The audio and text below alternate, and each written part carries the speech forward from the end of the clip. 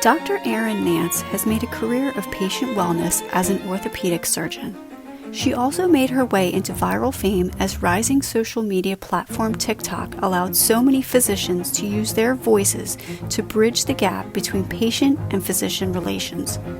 With a new memoir titled Little Misdiagnosed, an eye-opening weekly podcast called The Medical Detectives, and the app Feel Better coming soon, dedicated to giving patients a voice with their own diagnosis, Dr. Nance is making the business of health a much more transparent one.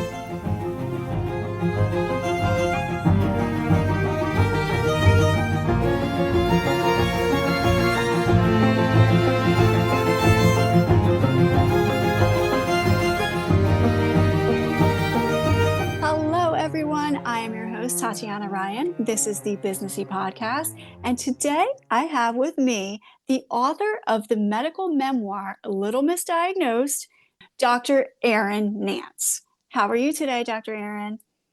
I'm doing wonderful. Thank you so much, Tatiana, for having me. I'm really excited to be on this podcast and talk about the intersection of medicine and social media and business.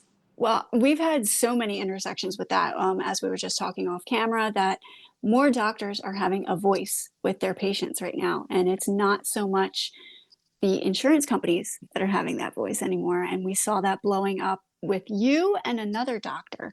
But let's start out with your history, because you are an orthopedic surgeon. How did you get your journey into patient advocacy? Well, I think people don't even realize this, but the word doctor comes from the Latin word docere, which means to teach. And I believe at the heart of every physician is the heart of an educator. And I believe that by educating our patients, that is the best that we can do to empower them to make the best decisions for them.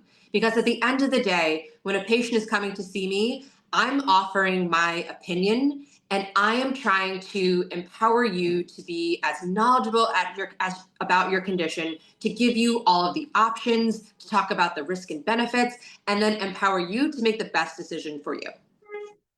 Now, you just said to educate. Where do you think a lot of doctors have deviated from that? Well, I think because of the system that we are in has dramatically changed how we interact with our patients. So, what you may not, and what most patients may not understand is, I believe over 70% of physicians are either employed by hospitals or groups that are owned by private equity companies, and they are the ones dictating our time. Okay. We physicians have lost their time, the control over their time. And so because of that, we have these schedules. You wonder, well, how come I only got 5 minutes to see the doctor? It's because they have 40 patients that they have to see today. All right. Within a certain time frame. So we are placed in these systems that don't allow us to do the conversations and build the empathy with each patient that's really necessary for building a doctor-patient relationship. And I believe that the structures that we are in, they are breeding doctor-patient interactions. Okay, they're no longer relationships. And I think that's the biggest problem. Now, you've dubbed yourself the accidental influencer. How did that happen? Well, it all started when someone DM'd me over TikTok, and you didn't even know doctors had DMs. But someone reached out and said, desperate, Dear Dr. Nance, I have had 10 years of severe fingernail pain, and nobody believes me. I've seen 5 doctors. They tell me nothing's wrong. They make me feel like I'm crazy, but I swear if I just brush my fingertip, I will jump to the ceiling. Could you help me? And because I couldn't help myself, I responded back and I said, Dear Desperate, I also don't talk to strangers on the internet, but out of curiosity, do you have a little blue dot under your fingernail? And she responded, I do have a little blue dot under my fingernail. So I told her, listen, you're going to ask your doctor to get an MRI of your finger It's going to show you have a mass under your fingernail called a glomus tumor. You're going to find a hand surgeon, they'll take it out, and you'll be cured immediately. And so 6 weeks later, I get another DM, only this time entitled OMG. And she says, Dr. Nance, I got the MRI. It showed I had something under my fingernail. The hand surgeon took it out. It was a globus tumor. You were right. Thank you. I'm not crazy. So after that interaction, I thought, why did it take this woman 10 years to get a diagnosis that I knew in 3 seconds, right? And what she didn't know is that if you go onto Google and type in PubMed glomus tumor, my name pops up, or my maiden name, Erin Nance, because I'm one of the world's experts on glomus tumors. But she didn't know that when she reached out to me. She was just looking for someone who would believe her, because if someone believed her, then someone could help her. And that story was the first post that I made on a brand new channel called Little Misdiagnosed, and it went instantly viral. And it had nothing to do with the glomus tumor, right? It had everything to do with a doctor just taking the time to listen and use their expertise to help someone. You have a podcast, The Medical Detectives. It's a weekly catalog of true stories. You dissect actual patient experiences. How do you choose those stories, and how in depth do you go with those stories? So the Medical Detectives is actually a platform for patient storytelling. We are allowing patients to tell their diagnosis journey, and myself and my co-host, we are there to kind of help guide them on that storytelling, and I provide a bit of like the medical background to the conditions. But we are overwhelmed by the number of people reaching out, asking to share their story. And they always say the same thing. If I can share my story and it helps one person, then it's all worth it. And it is just, when I started Little Misdiagnosed, I was getting over 10,000 emails, DMs, comments of people asking for me to share their story. So I knew there was a massive kind of just need for people to share their story so that other people could maybe not feel so alone in their journey. And so we have our own listeners are generally the people whose stories we're telling.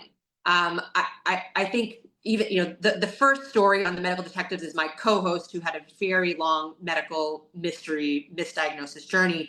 But after that, it's been our own listeners who are the ones who share the stories. Have you ever had any stories that have gone from misdiagnosis to actual malpractice? We have had 1 or 2 stories who malpractice was part of the story. And one of our patients, for their own privacy issues, we did not bring up that part of her journey. But I think for most of the guests, the malpractice, honestly, for all of these stories, at some point in the journey, there's probably a moment where you could say, this sounds like medical malpractice, right? But for them, their focus is moving forward and helping this mistake not happen again.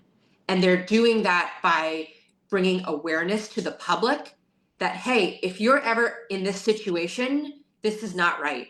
Or if you're ever in this situation, don't just accept that a doctor's telling you you have anxiety, or you may be depressed, or you may be dehydrated, right? You may be having a stroke. You may be having a heart attack. And that's what these stories are. These are stories of people, primarily women, who look like you, they sound like you, their symptoms resonate with you. And so while most of the cases are pretty, I would say, like rare diseases, a rare disease is not as rare as you think. It's just been misdiagnosed. It's either been misdiagnosed or undiagnosed. And I can tell you for certain, On my Little Misdiagnosed TikTok channel, I did a series called 31 for 31, the most commonly misdiagnosed conditions in women. And I would do some really common ones like endometriosis, which affects, I think, 10% of the population. Um, but people are being misdiagnosed with or not even misdiagnosed, just completely dismissed as having a painful period. Or that's just what having a heavy period looks like. And so what we're trying to do is drive awareness to these conditions by elevating health literacy in a way that's engaging, right? I could write the most brilliant 2-page white paper on endometriosis. No one's ever going to read that, but they will watch a 60-second TikTok video I do about it. They will listen to a podcast where they are engrossed in a story. Bringing up that issue of endometriosis and women issues and things of that sort, how has it changed in, say, the past 10 years of where you would go in and say, hey, I'm having these problems, and your doctor would automatically put you on the pill, and that was it? So I think there is a lot more just general awareness about the problems. And the reason why I believe that a lot of even doctors have difficulty making these diagnoses is because these problems, they were only studied in men, okay? And so for a lot of conditions, the research, because women were never included in the research, we only know how these diseases affected men. And then when it comes to diseases that solely affect women, like endometriosis, right? You have to have a uterus in order to have endometriosis. That was never the research priority. And so they did not get the funding. Okay. They did not get the, amount of researchers studying this problem. Even in my field, orthopedic surgery, my field is 94% male. Okay. There are only 6% of female actively practicing orthopedic surgeons. And for the longest time, I kind of thought about that number in terms of the physicians and what it meant, how difficult it was for a female physician to go into orthopedics. And what I really underestimated was the effect if you only have men treating the condition, they don't have the same interest in how those conditions affect women. And so we have conditions like Ehlers-Danlos syndrome, which is a connective tissue disorder, too loose or too lax. And you may think that the traditional teaching was these are people who have stretchy skin, or they're all the people who do the cool party tricks with their arms, and double jointed people. Well, if you have a double jointed elbow because your joints are too stretchy, what happens because your aorta is too stretchy? What happens when your intestine is too stretchy?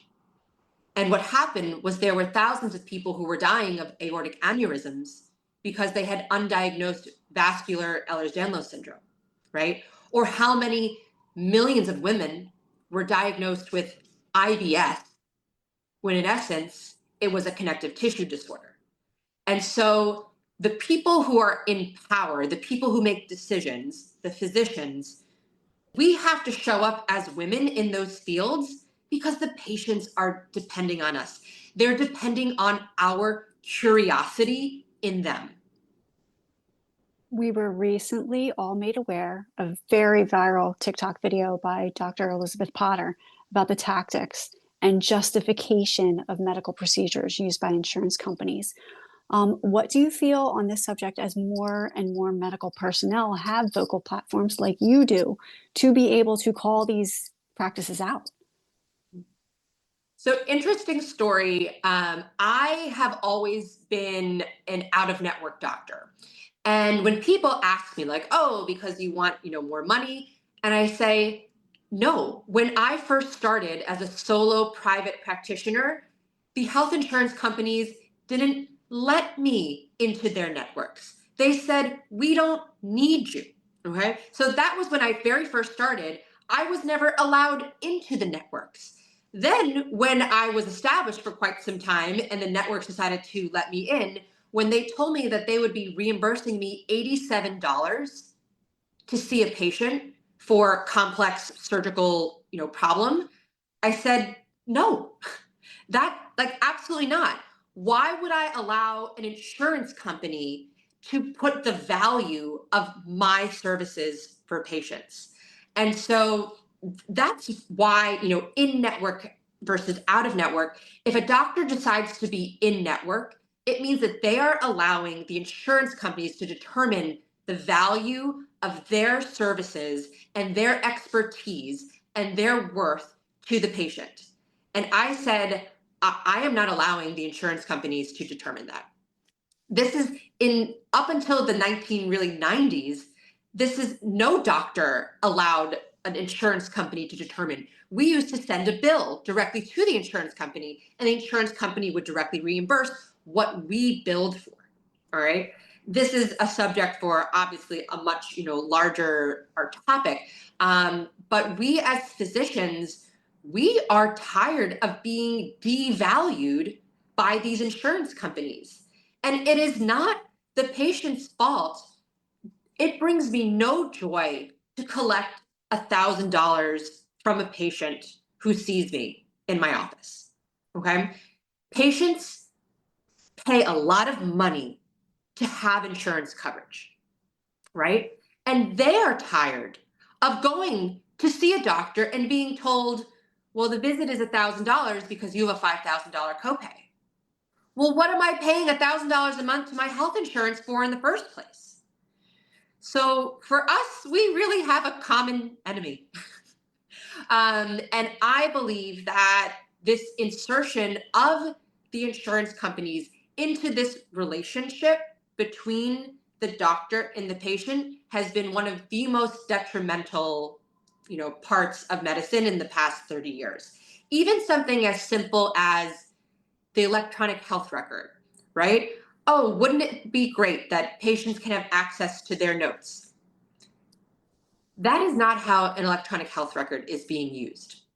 An electronic health record is a billing tool, okay? This is a tool for health insurances to see, okay, how many, history points did the doctor do? Well, if they only documented 5 instead of 7, then they don't reach this level of reimbursement.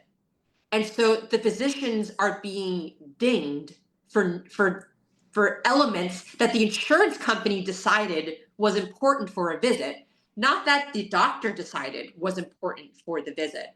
And that's why when you go to a doctor and you see their back turned to you and they're on their computer, it's because they're busy, in essence, filling out check boxes for insurance reimbursement, when the true purpose of an electronic health record should be a document where a patient can understand what a doctor was thinking, what they did in terms of the exam, what the diagnosis is, and what the plan is. And if you have ever had to go to the ER and gotten a printout of your ER visit, that is 100 pages of junk. Amazing. You recently just released your memoir on June 3rd, Little Misdiagnosed. What do you want your readers to be able to take from that? In the end, the main message is that the most powerful drug is hope. And the memoir starts with my first day at work as an orthopedic surgery resident, and my brother, who had just graduated Duke University, a Division I track athlete, Team USA athlete, was in a diving accident, broke his neck, became a quadriplegic, and in essence became my first patient. And the book is really about how that incident shaped me as a doctor and how I approached every patient encounter I ever had. And, I just had a TikTok video yesterday that's completely viral, over 1 million views in less than 24 hours. And it's from one of the chapters in my book, chapter 17, called Life in the Gray. And it's really about the moral dilemmas that doctors are put into, and how do we determine, like, how are we going to decide how our moral code is going to shape this decision for this patient who's right in front of me? And doctors everywhere across the country are experiencing these moral dilemmas. This particular one was about an incident where there was a construction worker. He was an illegal immigrant, undocumented, and I, in essence, had to sneak him into surgery so that he would not lose his hand. And it's not about, I don't want to be lawless. I want to lead with humanity. I want to be able to do no harm. I want to be able to do what's in the best interest of the patient. And what we are experiencing as doctors is that our Hippocratic oath is sometimes in direct competition or direct, opposition to the health system that we're operating inside of.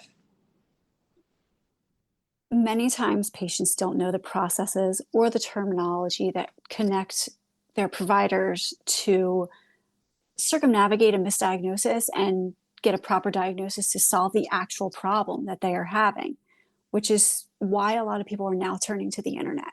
They want to be able to talk in layman's terms, I guess, and be able to get the advice that they need to deal with their doctor. What advice do you give a patient when they're thinking something is actually seriously wrong with them?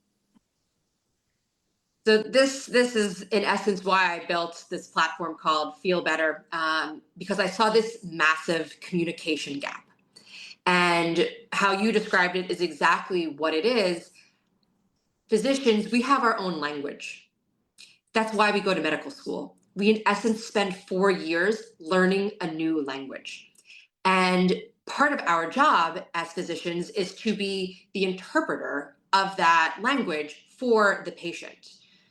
But when you can only see your doctor for 5 minutes, they have to listen to your story, they have to examine you, they have to come up with a diagnosis and explain what that diagnosis and what the treatment plan is all in 5 minutes. That's not possible. It's not possible. And so, but it doesn't mean that that doctor doesn't want to give you that information. They know that information like the back of their hand, right? And so what I developed is this platform called Feel Betr, which is where trusted, credible physicians are talking about these complex issues in really simple terms so that people can understand what a diagnosis is, and that will empower them to have a better conversation with their own doctor. Because you want to set that appointment up for success, right? And the best way to do that is to be the most well-educated patient you can be. Now, for a lot of people, they don't know where to start, right? They just know there's something wrong with them. They don't even have the right words for their symptoms. And I tell you that I get probably 5 emails every day, 10-page emails from people asking me to help them. And I tell them the same thing every time. I say, go into ChatGPT, put in your list of symptoms, your test results, what you have wrong, and ask it for 5 differential diagnoses. Then go on to TikTok, Facebook, Instagram, put in the search bar a diagnosis, and watch other people's stories about their experience with that problem. And then you will be able to, through pattern recognition, say, that really sounds like me. And it's not to make a self-diagnosis, but to then empower you to go back to your doctor and say, hey, I saw this where this person had X, Y, and Z. I'm also dealing with X, Y, and Z. Do you think I could have endometriosis, right? Or whatever it is you're looking for. But what I find is that if you never bring up that topic to your doctor, you're never going to get diagnosed with endometriosis. And it's not the doctor's fault. Not every doctor knows everything about every condition. And part of the doctor's job is to tell you, actually, I don't think you have endometriosis because you told me that these are your symptoms and these don't align, right? That's part of our job.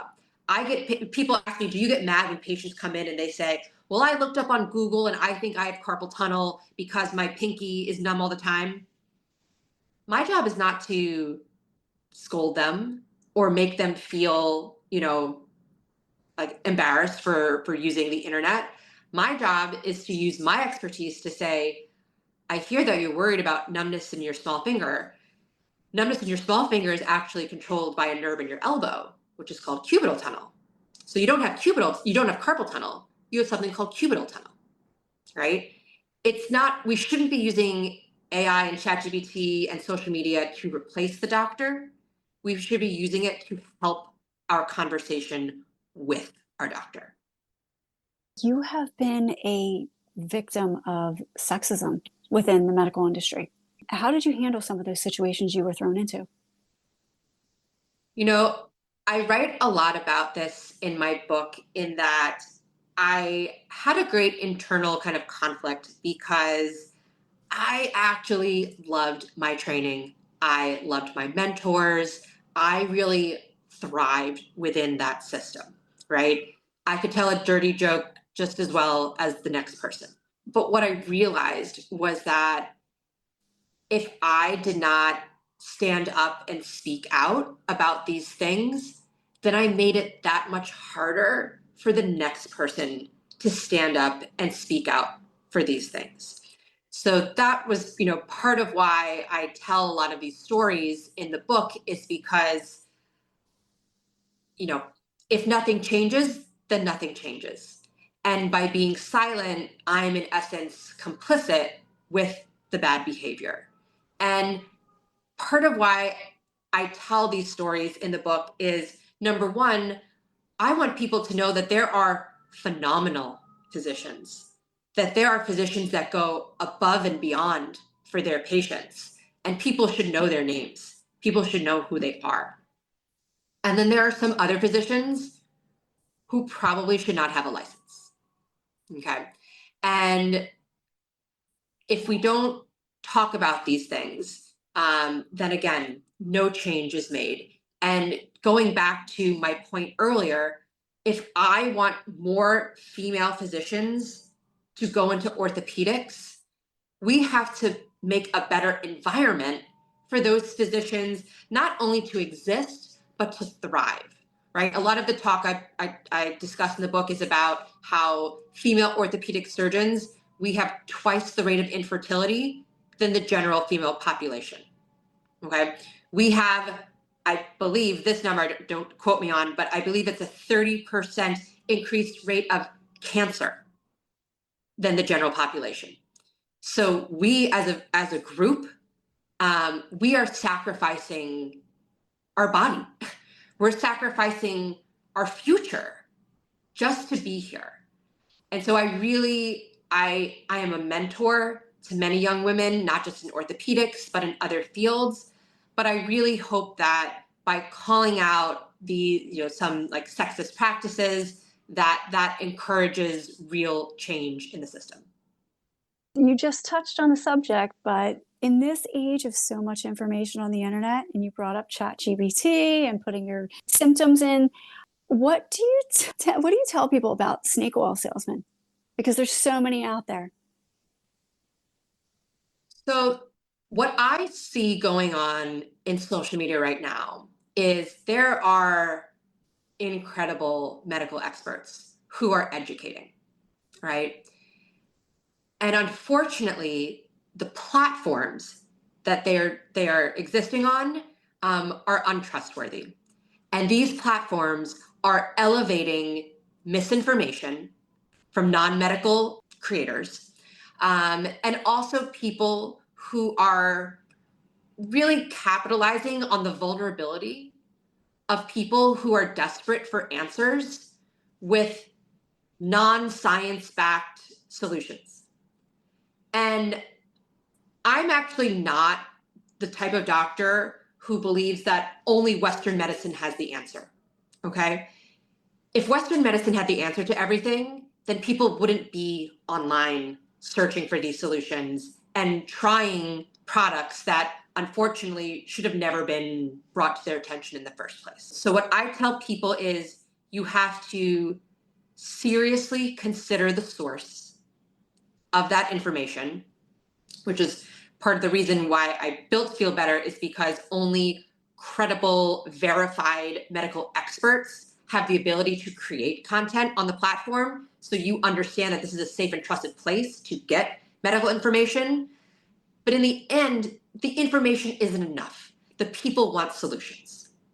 And so I understand why people have been targeted by these, snake oil salesmen, because they're desperate. They're looking for a solution and they're not getting it within the traditional healthcare system. So my advice is always to look at the source.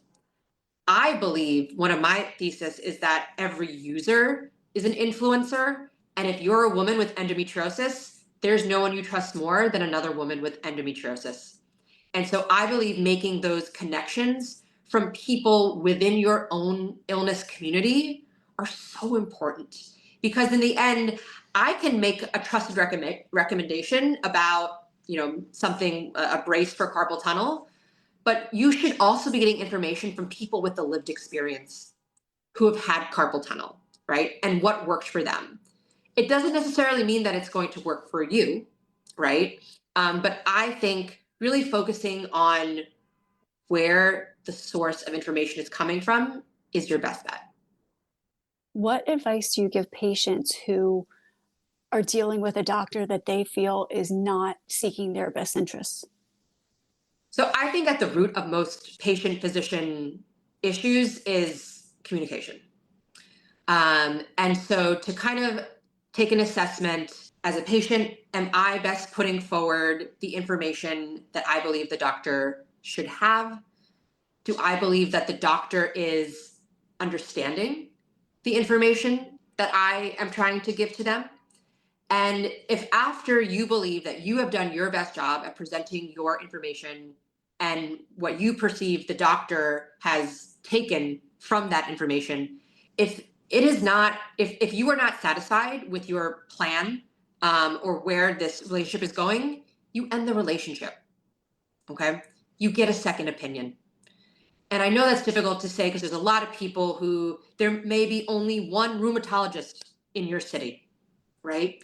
But now there are tremendous tools. There are telehealth platforms. There are usually many other choices for doctors to be seen, even if it's something where, okay, this means I'm going to have to go out of network, right? If this means that you can get another opinion in a timely manner with someone who's going to take the time to listen to you, then that is the best use of your financial resources. Okay. And sometimes I think patients feel pigeonholed to have to see a doctor because they're in their network. Again, because there's a massive financial burden to these appointments and these treatments. Okay. It would be one thing just to say, yeah, go ahead, go to the Mayo Clinic. Not everybody can go to the Mayo Clinic. Financially, geographically, and even you can't just go to the Mayo Clinic. The Mayo Clinic screens who can be seen at the Mayo Clinic. So again, I think a lot of it boils down to communication. And my best piece of advice for an individual user, patient, is to be the best educated patient. And that means doing your own research online, talking to other people who have similar symptoms or similar conditions. And in essence, that's what Feel Better is for. We have had a very recent, with the new presidency, of rule changes, especially with vaccinations for children. And this is obviously a woman issue. And yes, it's a dad issue also, but mainly the women make the decisions for that. What do you suggest to moms out there that are facing whether or not they should get some of these vaccines or whether they should back off some of them? I think that is a conversation best served with your pediatrician. Okay. And I even just a similar topic, I was talking to my own child's dentist, and he was telling me how so many of the patients have opted out of fluoride as a treatment for their child. And I was like flabbergasted. I go, like, what is going on? And he said, they are being influenced by people online who are not medical professionals, who are, fear mongering. And I said, would they like to meet my husband, who was brought up on well water in Virginia and had no fluoride and spent his entire first bonus check on dental work? Because they're not seeing and hearing those stories. But those are the patients that the dentists see. They see what happens when you don't have that intervention. Vaccines is an interesting subject because it's not only a personal choice, it is a personal choice that affects the population health. And even when COVID was first, happening and the COVID vaccine was first coming out, one of the big problems that I saw was that when it comes to any medical treatment, it is not 100% safe. There are side effects to everything. But the information about the side effects was not being widely distributed. And because I feel like the entire story about the vaccine was not distributed, that was what bred a lot of mistrust. Not that the vaccine itself wasn't effective, but that people deserve to understand the full scope of what it means to be vaccinated. And I believe that getting as much information from your doctor, that conversation, that should be your guiding conversation. Okay. You can talk to other people. You can listen to other people's experiences. But in the end, it is your own doctor who is the one that has you and your child's best interests at heart.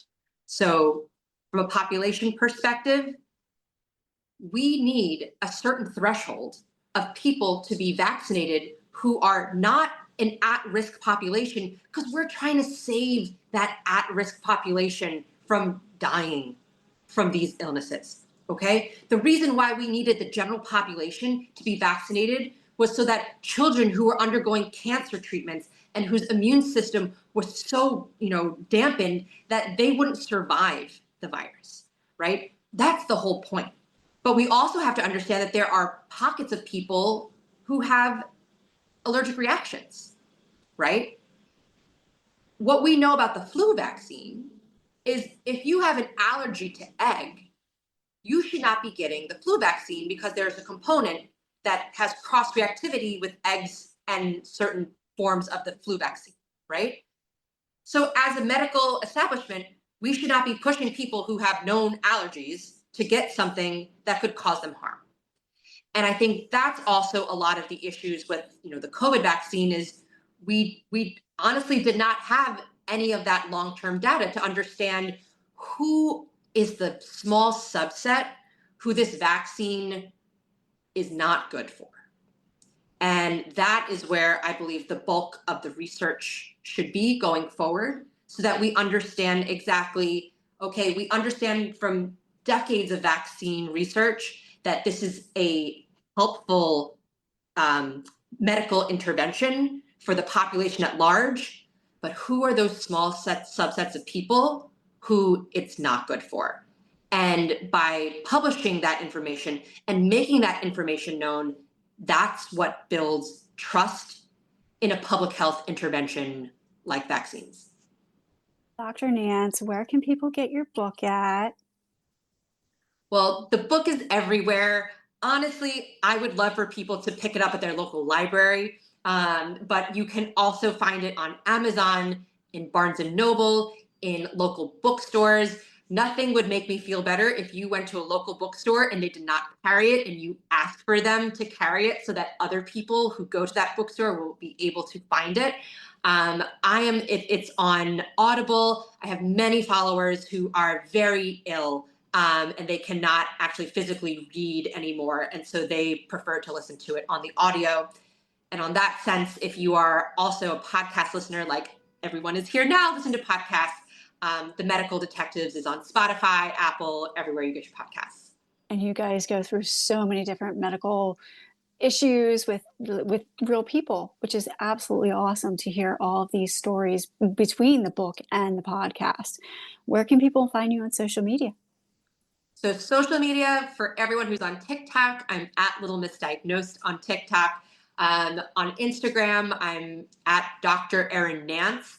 And I will warn you, there are many, many scam accounts of me on Facebook. There's actually a Facebook group called Dr. Nance Official and a YouTube group called Dr. Nance Official with hundreds of thousands of followers. That is not me. But it is my content. So really, truly the only place where I post my original content is TikTok at Little Misdiagnosed, but soon to be the Feel Better platform, which is an app launching June 20th. You can find in the App Store, and that is a place for your story and your voice to be heard. Okay, I will link everything in the description of this podcast of where people can legitimately find you Yes. and legitimately find your book and your podcast. So we'll make it very easy on people. Dr. Nance, I thank you so much for being here today and opening up so many minds to different issues that are going on in the world with the medical industry, the insurance industry, how to deal with your own physician, how to deal with your own symptoms. We've gone through so much today. So I thank you so much for being here. Thank you so much, Tatiana. And as I love to say in my book, that people are the best medicine. Yes, they are. Thank you so much for making everybody smile today. I am Tatiana Ryan. This is the Businessy Podcast, and this has been Little Misdiagnosed, author of medical memoir, Dr. Erin Nance.